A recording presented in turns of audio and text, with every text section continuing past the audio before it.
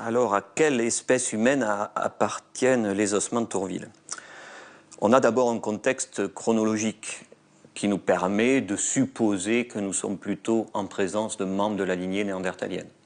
On a un contexte géographique qui plaide aussi pour cette hypothèse. On serait en Afrique, on ne parlerait même pas de lignée néandertalienne, puisqu'on sait que les néandertaliennes n'ont jamais colonisé l'Afrique. L'origine de la lignée néandertalienne et comment elle a évolué, c'est une question qui est toujours très débattue.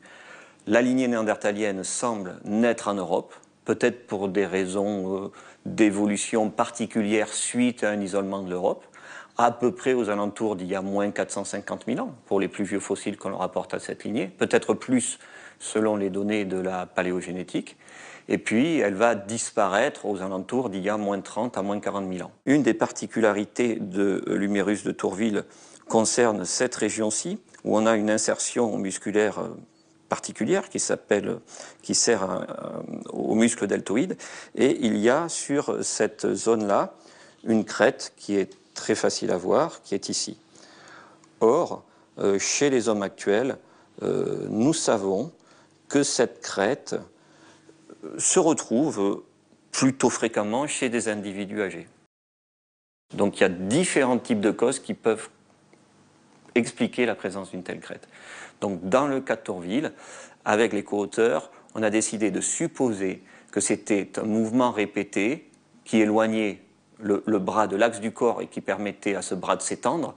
Alors après, vous pouvez supposer n'importe quel mouvement pour vous servir d'un percuteur pour tailler du silex, pour lancer quelque chose, qui a permis l'expression de cette crête, parce que au sommet de la crête, on a une atteinte pathologique qui a pu être reconnue, qui se situe très précisément ici.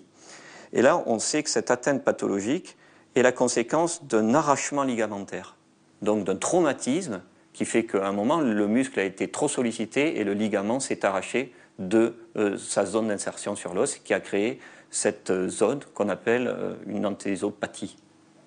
Et donc là, il y a un petit traumatisme qui explique que on a ce relief au sommet de cette crête. Donc on peut penser que c'est effectivement la répétitivité d'un mouvement qui permettrait d'expliquer la présence de cette crête.